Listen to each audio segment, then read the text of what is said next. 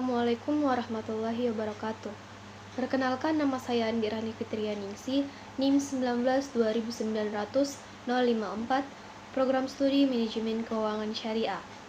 Baiklah, di sini saya akan memaparkan laporan dari video yang telah dikirim Bapak Diadling yang berjudul Adu Kinclong Bank Beraset Jumbo untuk memenuhi tugas UTS mata kuliah Manajemen Aset dan Liability. Baiklah, saat ini pandemi COVID-19 menjadi tantangan perekonomian global, termasuk juga perekonomian dalam negeri. Dampak dari COVID-19 membuat Indonesia melakukan sistem pembatasan sosial berskala besar atau PSBB untuk mencegah penyebaran virus corona. Hal tersebut membuat aktivitas ekonomi jadi terhambat dan membuat Indonesia mengalami resesi setelah tercatat pertumbuhan ekonomi yang negatif 2 kuartal berturut-turut. Dari Badan Pusat Statistik atau BPS mencatat bahwa pada kuartal 3 2020 pertumbuhan ekonomi Indonesia minus atau terkontraksi sebesar 3,49% dibandingkan dengan periode yang sama di 2019 lalu, berada di angka 5,02%. Untuk konsumsi rumah tangga, investasi, ekspor, dan impor masih dinilai negatif. Di tengah tekanan pandemi COVID-19 ini, berperan perbankan dibutuhkan dalam membantu dunia usaha yang mengalami tekanan, baik melalui restrukturisasi kredit maupun dengan penyaluran kredit baru. Laporan keuangan dalam sebuah perusahaan memberikan informasi tentang kondisi keuangan suatu perusahaan dalam periode waktu tertentu. Laporan keuangan penting bagi para investor di pasar modal. Dengan adanya laporan keuangan, para investor akan mengetahui kinerja bank-bank dan akan lebih mudah untuk mengetahui saham bank manakah yang menarik untuk dikoleksi, hingga memprediksi seperti apa arah pergerakan IHSG ke depannya, mengingat sektor perbankan merupakan sektor yang memiliki bobot besar di IHSG. Dengan adanya investor, para perbankan akan meningkatkan nilai IHSG di mana perbankan menjadi pemilik bobot besar dalam IHSG kontribusi pasar modal. Di sini saya akan mengambil salah satu bank, yaitu Bank Rakyat Indonesia atau BRI. Pada September 2020 atau per kuartal 3 2020, total aset BRI mencapai 1.447,85 triliun rupiah atau naik 10,9% secara tahunan. Dari sisi kredit, kuartal pertama tahun 2020 kemudian ke kuartal 2 mengalami sedikit penurunan dari 930,73 triliun rupiah menjadi 922,97 triliun rupiah. Dan pada per kuartal 3 2020 sudah mulai naik kembali dari 12,38 triliun rupiah menjadi 935,35 triliun rupiah per kuartal 3 2020. Jika dibandingkan dengan kuartal 3 tahun lalu 2019 sebelum pandemi juga mengalami kenaikan 5% secara year on year atau tahunan.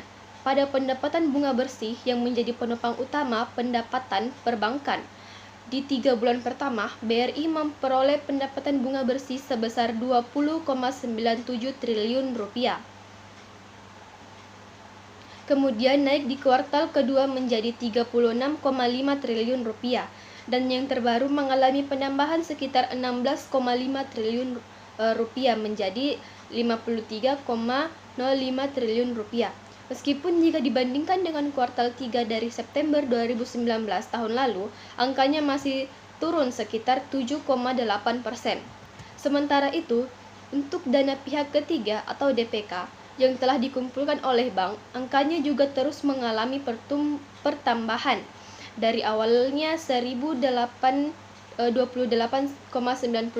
triliun rupiah di kuartal pertama naik menjadi 1072,5 triliun rupiah di kuartal kedua, dan akhirnya bisa tembus hingga 1131,93 triliun rupiah atau bertambah 59,4 triliun rupiah dari periode atau kuartal sebelumnya dan melesat sampai 18% dari periode yang sama di tahun lalu. Dengan berbagai pertumbuhan yang positif, Bank BRI berhasil menumbuhkan laba bersih hingga 14,12 triliun rupiah per kuartal 3 2020. Walau saat ini kondisi pandemi masih juga mengalami ambles 42,9% jika dibandingkan dengan periode yang sama di tahun lalu.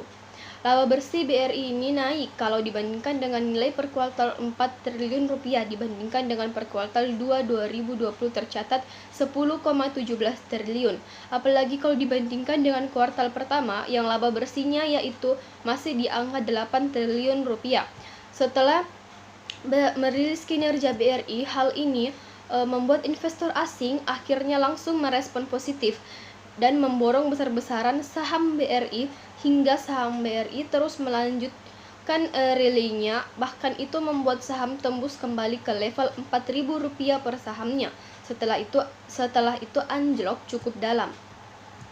Adapun rekomendasi yang dapat saya berikan untuk manajemen bank agar mampu bertahan di tengah tekanan, yang pertama, memasarkan layanan kepada nasabah. Yang kedua, memilih nasabah yang dapat dipercaya, amanah, baik, dan jujur.